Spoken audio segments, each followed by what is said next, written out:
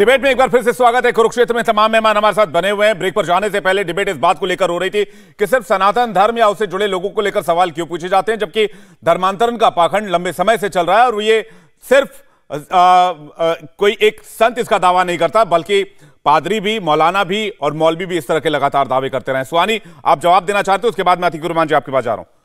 नहीं, मैं बस उनका जो पॉइंट था कि हमारे लिए भी स्टेज पे हर कला के लिए तालियां बजती है, सब कुछ होता है। मेरा खाली एक छोटा पॉइंट यहाँ पे ये था कि लेकिन हम जो कर रहे हैं उसमें हम सच बोल के काम करते हैं।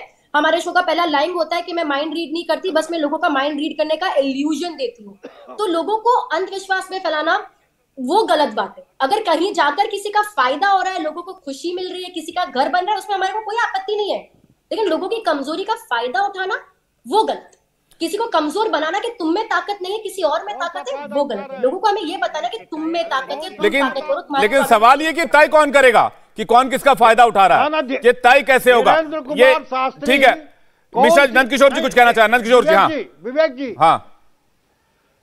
धीरेन्द्र कुमार शास्त्री कौन सा लाभ कमा रहे हैं, किससे क्या ले रहे हैं? मैडम तो जाती होगी। कृषि से हर दिन, हर महीने, हर साल, इतना ही नहीं आपके रिटायरमेंट के लिए भी पैसे कमाना है, फिर देरी किस बात की? फ्रीडम ऐप को अब भी डाउनलोड कीजिए। शो दिखाने के लिए तो पहले अपना फीस लेती होंगी, है? इस प्रकार का आरोपित करना सनातन के संदर्भ में गलत है, इसका मैं विरोध करता हूँ।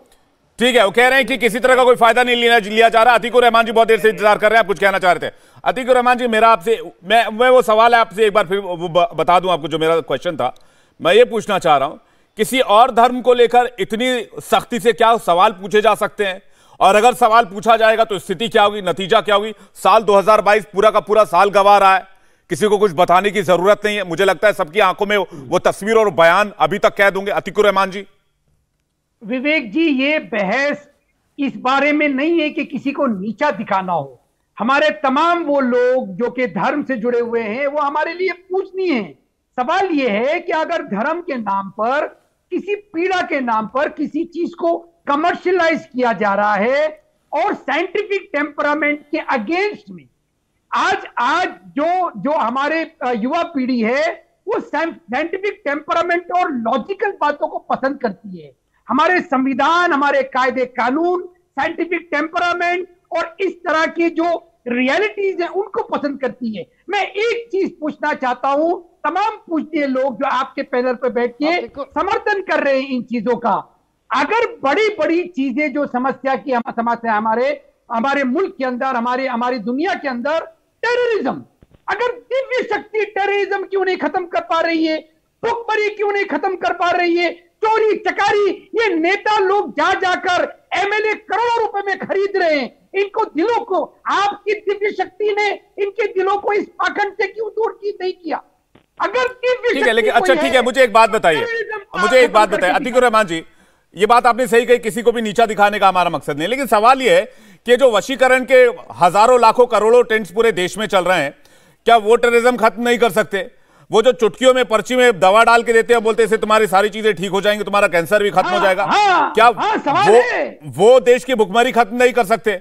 वो तो अरे यही तो उसके खिलाफ कौन बोलेगा? मैं तो सवाल यही पूछ रहा हूं, मैं तो यही पूछ रहा हूं, उसके खिलाफ कौन बोलेगा और कब बोलेगा? क्या किसी धीरेन्द्र शास्त्री का इंतजार करेंगे कि किसी धीरेन्द्र शास्त्री का इंतजार करेंगे? धीरेन्द्र शास्त्री आएंगे तो बाकी सारे पाखंडियों की बात करेंगे, चाहे वो पीर फकीर हो, क्या चाहे वो शास्त्री हो, पंडित हो।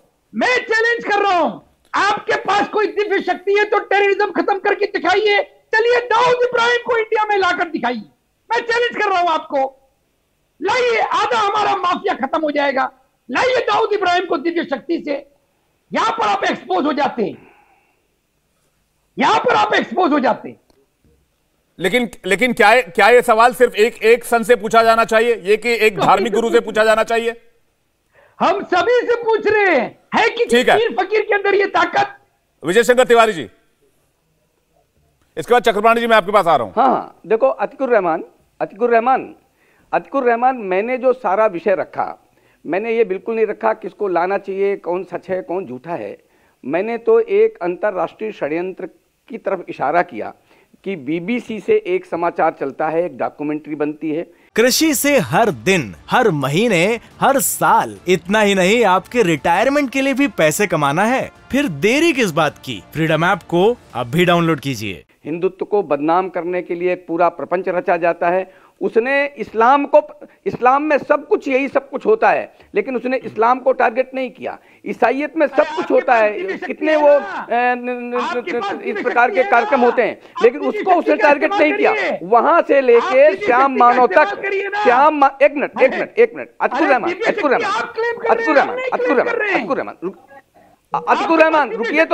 रहमान रुकिए। आज विषय ये है, अतकुर रहमान, आज विषय ये है कि बीबीसी से लेकर के श्याम मानव तक ये केवल एक धाम को, एक हिंदू धाम को, उसको टारगेट करते हैं। ये किसी मरकज को टारगेट नहीं करते हैं, ये किसी चंगाई सभा को टारगेट नहीं करते हैं, किसी जहां पर धरने से इस प्रकार के नाटक और भोंडे नाटक होते हैं उनको टारगेट नहीं करते हैं। आज विषय ये है कि केवल हिंदुत्व के ऐसे धाम को क्यों टारगेट किया जा रहा है। आज ये विषय